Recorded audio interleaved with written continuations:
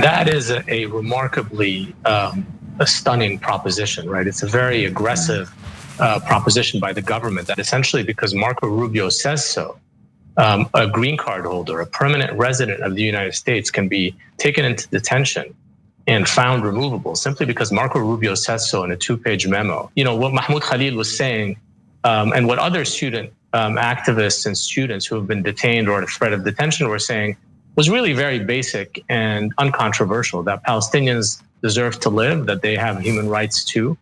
So that in that clip was a lawyer for Mahmoud Khalil responding to Marco Rubio's memo, which we're gonna break down here. But the story has been developing throughout the day. We had been expecting a Louisiana immigration judge to rule on whether or not Khalil could be deported from America despite being a legal resident, simply because Marco Rubio disagrees with positions that Khalil has taken, things that Khalil has said. And regrettably, the path has now been cleared for that to actually happen, despite the government doing a clownish job of making the case for why that incredible and radical step needs to be taken. So we're gonna take you through all of this and try to figure out where we go from here. But the judge we're talking about is Assistant Chief Immigration Judge Jamie Comins. She stated, Jamie stated in this hearing that she had no authority to question Marco Rubio's determination of the need to deport Khalil. So what's the evidence for this? Everybody's been wondering. We've been told that this person could be a terrorist for all we know, an imminent threat to America. So Comins had ordered the government to turn over any evidence supporting the deportation order, and people were wondering, was there an assault? Was there property damage? Was there a death threat made against a Jewish student? No evidence was actually turned over. All that was turned over was the 2-page memo being referenced in that video.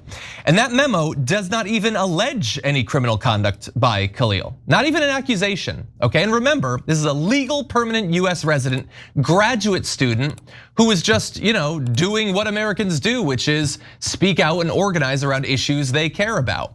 So all Rubio did was argue that he could be expelled simply for his beliefs and his speech.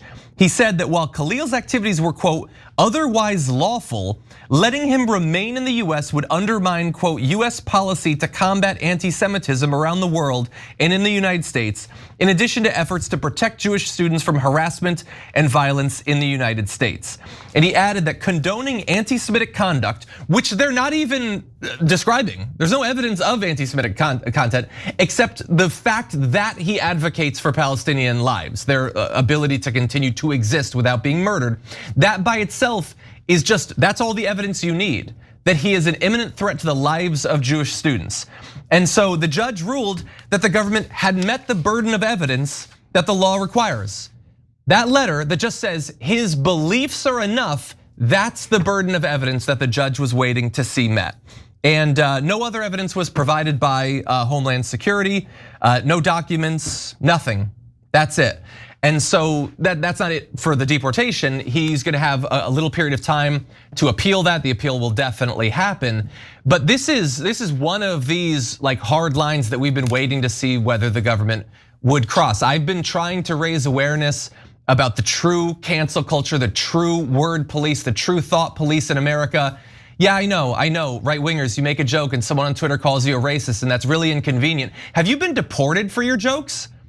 That's what the true cancel culture looks like when you get sent to Syria or Algeria. They haven't even decided where, just one of those two countries. They're not even close to each other. Just send him to one of them or whatever, because he held a position that the government doesn't think is politically correct. And so I think of this as a particularly dark day for America. And by the way, if the only allegation you need to be made is their mere existence here hurts our abstract goal of combating anti-Semitism worldwide, well then why would that only be undocumented migrants or green card holders? What about a US citizen that was advocating for Palestinian lives? Why would that not in the same way hurt this pressing international campaign that Marco Rubio is so passionate about? Yeah. And so today it's a green card holder that a judge is agreeing can be deported. It could very well be a US citizen tomorrow. Yeah, and actually US citizens have started to get stopped at the airports, including lawyers for some of the peace protesters.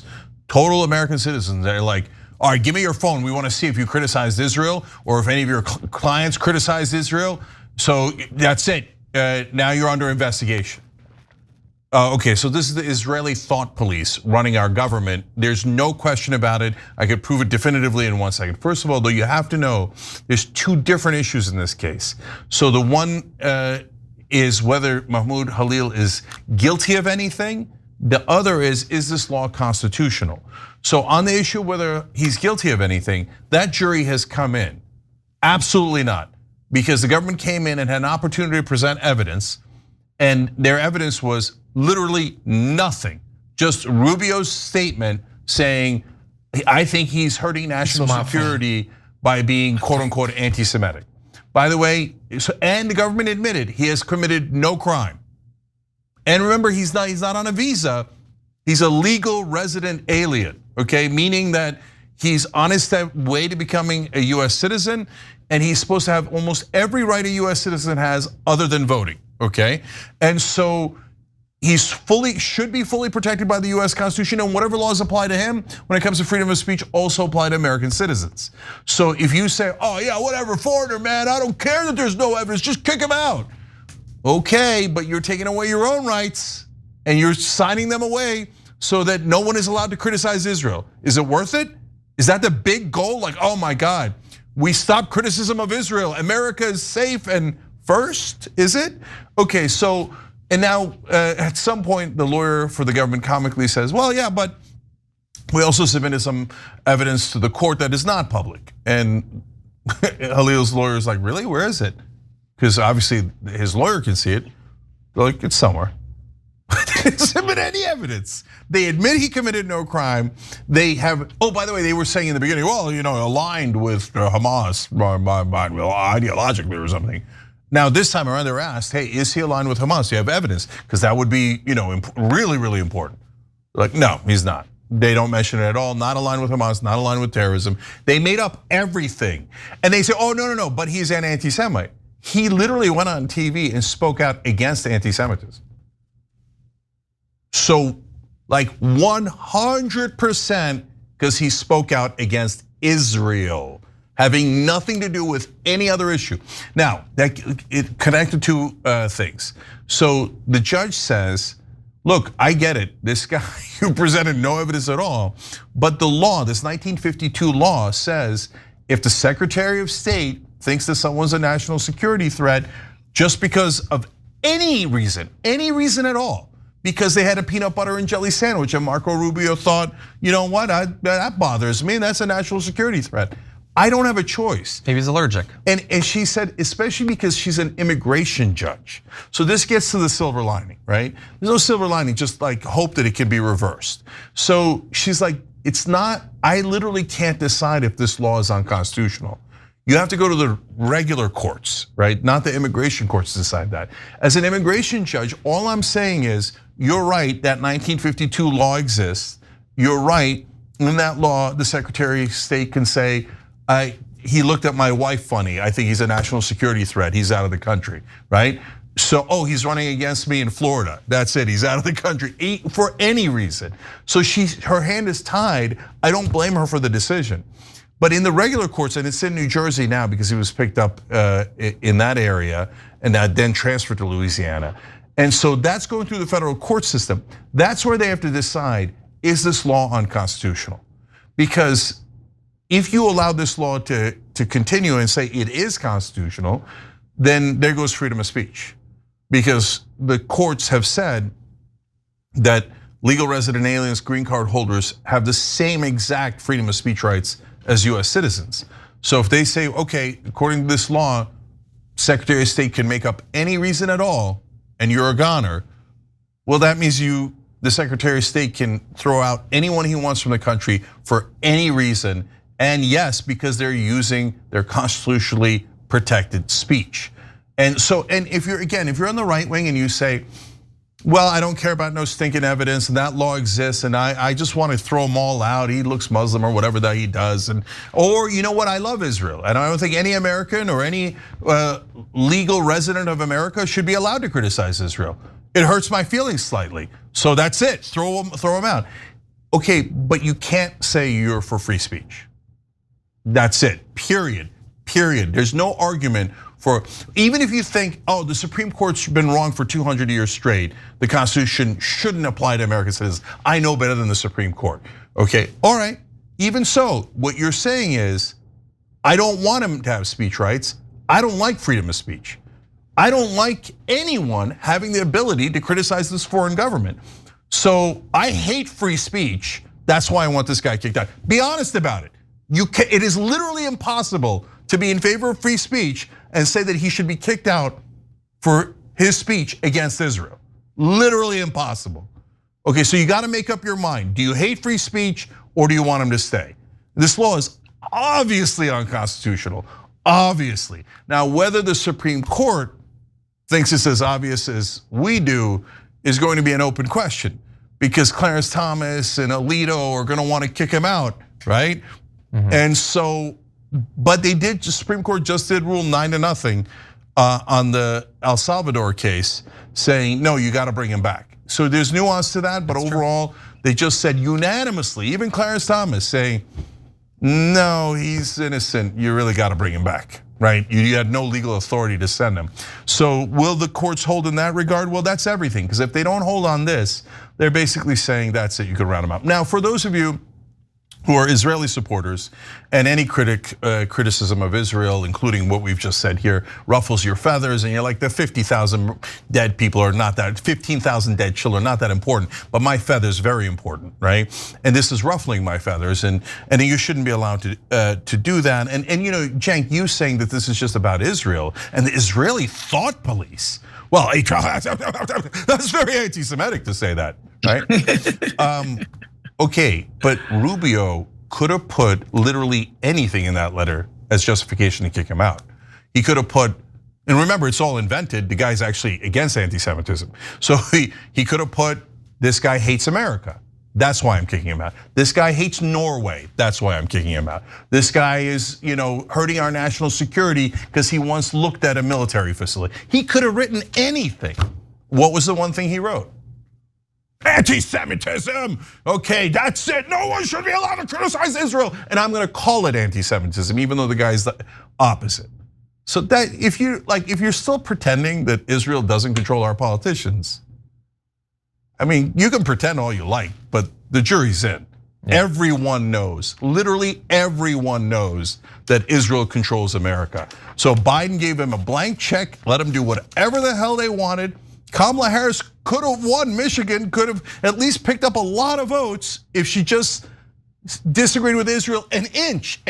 Nope, bow down to Israel. Now Trump comes in, he's like, you think you guys are Israeli ass kissers? Hold my beer, okay? Watch me now. Hey, and Rubio, what did I tell you about Rubio? The minute he was announced as the Secretary of State, I said that's a Miriam Adelson pick.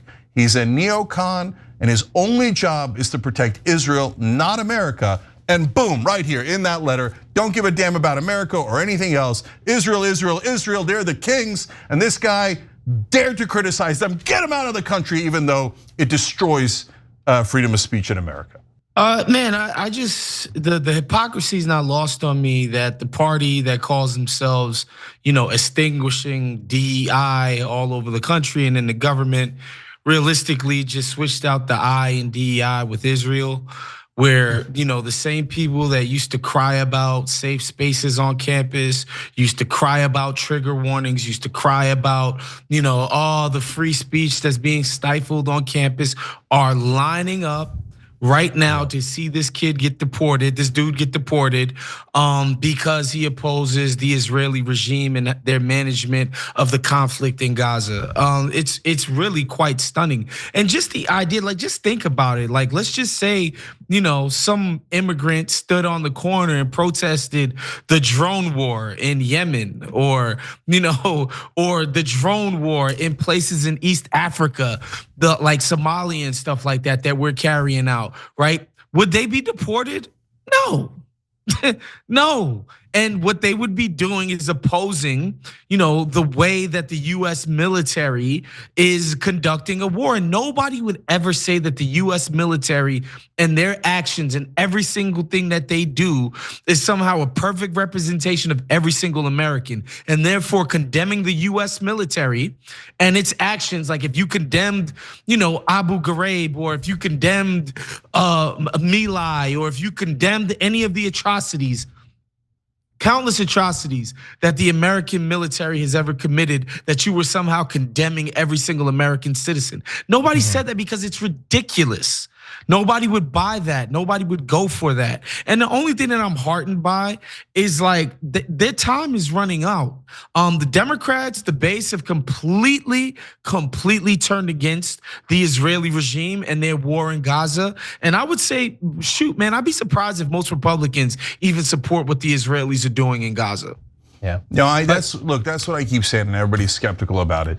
And I get it. Like in the beginning, the Trump guys, especially the loud ones that are MAGA online, come in roaring, who cares, kick him out of the country, he's an immigrant, blah, right? But no, I see tons and tons of right wingers. In fact, there's a great example of that today with the Dave Smith, Douglas Murray debate on Joe Rogan, right? I don't know if you guys have seen this, but Douglas Murray's an Israeli propagandist, and he's like a smug prick, and he goes around and goes, did you know, I've been in Israel. I went on an IDF marketing tour in Israel, so I'm the only expert, right? And he went and tried that crap on Joe Rogan, and Dave Smith batted him around a little bit. And the entire right-wing internet, other than the Israeli supporters, are like, yeah, that wasn't close. Dave Smith is definitely right, and Douglas Murray is a giant D-bag, okay? And so they're losing the right guys. I know, like for those of you, look, that's great news. Because and remember, the left, God, we need more power. The populist left never actually gets into power, and it's so frustrating. But unfortunately, in this country, the right wing has infinite power. So Israel is playing with fire. They keep antagonizing the right wing. America second, Israel first, right? Poke the bear and see how it turns out for you. Because when you lose the right wing in America, you're in a world of hurt. So, and especially to Waz's point, the left is already gone. And look, I don't know anyone who wasn't already an Israeli supporter who now thinks, Israel's right. I mean, they just haven't killed enough Palestinians. Okay, I just want to add one quick thing, and this is maybe about the poke and the bear thing. And to Waz's point, like there's all these people that are like, I deeply love free speech. Also, deport him for his beliefs. Okay, well, let's say that this stands and the Supreme Court doesn't overturn it and establishes that if the Secretary of State thinks that we need to combat anti-Semitism, then we just start shipping out anti-Semites. I think the right might want to think twice about that, because while they point to like saying don't kill Palestinian kids as anti-Semitism, you want to start talking about actual anti-Semitism in this country? You think the right is clean on that? Maybe the next time they start chanting, the Jews shall not replace us, we gas up the plane. John, I promise. What's that? I'll point them out by name. I'll start snitching quick. Oh yeah, no, it's not hard. They march in the streets, ship them out of here. Glenn Beck with his blackboard of Jewish billionaires, the cabal. Seems anti-Semitic, get him out of here. Alex Jones is probably spreading an anti-Semitic conspiracy theory literally as we're recording this. Marjorie Greene with her Jewish space lasers. That is materially combating our ability to fight anti-Semitism worldwide. Deport her ass, get her out of here, ship her to Moscow or El Salvador or whatever. If it turns out that this is totally cool, totally constitutional, then let's learn lessons from this and start combating anti-Semitism by shipping out all these actual anti-Semites. Yeah. I'm mostly sarcastic there. Look, 50-50. We've been principled and consistent throughout. We actually believe in the First Amendment. We believe in freedom of speech, and we believe in America, and we believe that we should not be controlled by any foreign government. And this one is brazen. Anyone saying no, it's not about Israel. Who is it about? Peru? Sweden? I mean, what? You're joking, right? So here it is. All right. Oh, by the way, last thing. Marco Rubio was considered the uncontroversial nominee. And I said at the time, no, he's actually one of the worst people that Trump put up. They're like, yes, but he's part of the establishment, so he's fine. No, he's not. He was handpicked by Trump's largest donor, the Adelson family. They've given him $337 million over 3 election cycles, and they said, you will pick our boy, Marco Rubio, put him as Secretary of State, and he will serve Israel, and you'll shut up about it, Trump. And I guess they took his speech rights away as well, because Trump has been muted. The one time that Trump is muted is when he's sitting next to Netanyahu. And then he's like, oh yes, we will control Gaza and we will do the unexploded bombs, dear sir. You, precious IDF, shouldn't lose their lives. Americans, you go in and lose your lives for the unexploded bombs in Gaza, okay? And we're gonna drive out the Palestinians ourselves. But I don't dare say anything against Netanyahu. Can I speak now, Bibi? Boss, can I speak? Right wing, that's your tough guy? Alpha male. Yeah, come get your boy. Every time you ring the bell below, an angel gets his wings. Totally not true, but it does keep you updated on our live shows.